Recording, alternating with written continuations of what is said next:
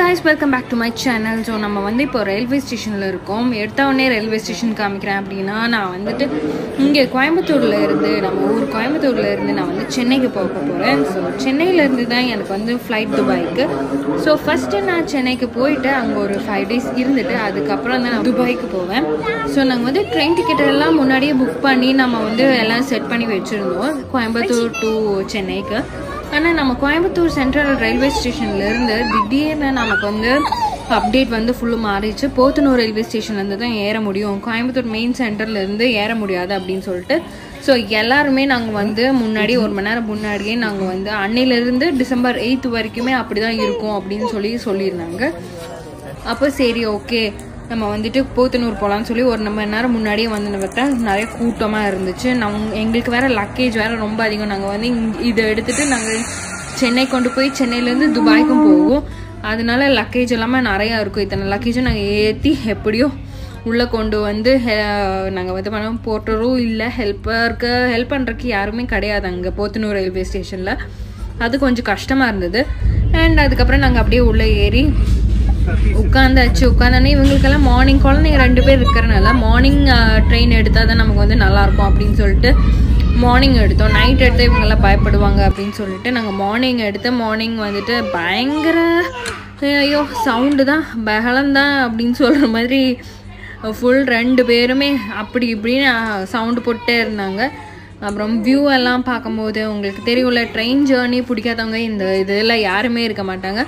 என்னோட குழந்தைக்கு first train journey, அதுதான் இதில் இருக்கிறதே பெரிய விஷயம் எனக்கு. அவனை வந்து இந்த வெக்கேஷன் வந்து சூப்பராக என்ஜாய் பண்ணணும் அப்படிங்கிறதுக்கு அது கூடவே நம்மளும் என்ஜாய் பண்ணுவோம். பட் இவனுக்கு இதுதான் ஃபஸ்ட்டு ட்ரெயின். எப்போவுமே அவனுக்கு ரொம்ப பிடிக்கும்.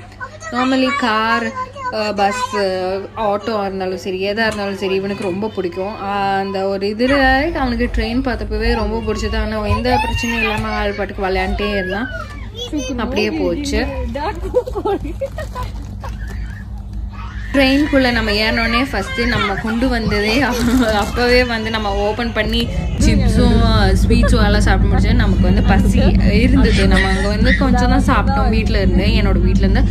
அதுக்கப்புறம் நம்ம வந்து ஃபுல்லும் பார்சலெல்லாம் ஓப்பன் பண்ணி வீட்டில் இருந்தே நாங்கள் ஃபுட்டெல்லாம் கொண்டு வந்துட்டோம்.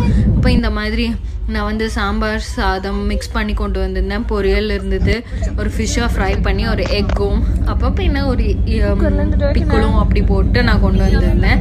ஸோ இவங்க 2 பேர்த்துக்கும் என்னோட புருஷனோட தம்பிக்கும் அவங்களோட ஒய்ஃப்க்கும் ரொம்ப பிடிச்சது. அவங்களுக்கு ரொம்ப பிடிச்சது அந்த சாப்பாடு. அப்போது சரின்னு சொல்லிட்டு நாங்கள் எல்லாருமே சாப்பிட்டு முடிச்சதுக்கப்புறம் திருப்பி இவங்களோட விளையாட்டு தான். இவனோட குக்கரும் ஸ்டவ்வும் தான் இதெல்லாம்.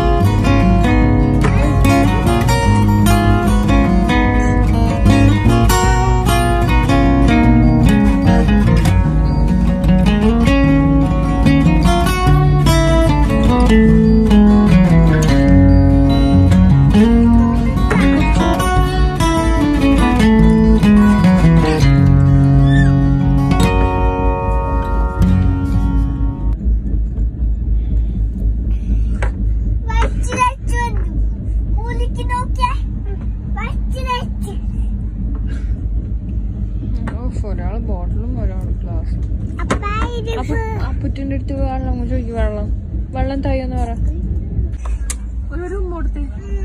എവിടെ പൊന്നു ഉമ്മ കൊടുത്തേ ചുക്കറ് ഉമ്മ കൊടുത്തേ ആ പുട്ടിന് കൊടുക്കടാ ഉമ്മ കൊടുക്കടാ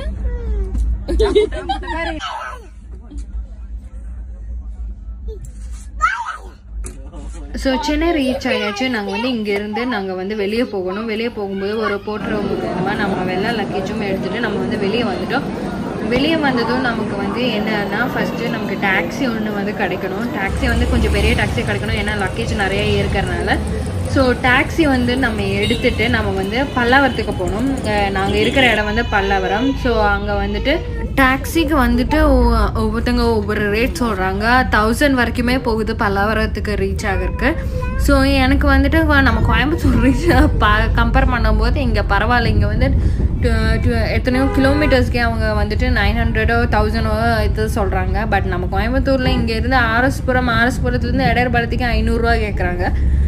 ஸோ வேறு லெவலு அந்த மாதிரி இருந்தது. பட் ஆனால் இது கம்பேரிட்டிவ்லி இது வந்து எனக்கு கொஞ்சம் பரவாயில்லாமல் தான் இருந்தது. சரின்னு சொல்லிட்டு ஏறி நாங்கள் ட்ராவல் பண்ணி நாங்கள் வீட்டுக்கு போகிறோம். வீட்டுக்கு போயிட்டு பசி தாங்க முடியல, போய் சாப்பிட்ணும். ஸோ என்னோடய வீடியோ உங்களுக்கு ரொம்ப பிடிச்சிருந்ததுன்னா மறக்காமல் லைக் பண்ணுங்கள், ஷேர் பண்ணுங்கள், சப்ஸ்கிரைப் பண்ணுங்கள். தேங்க்ஸ் ஃபார் வாட்சிங்.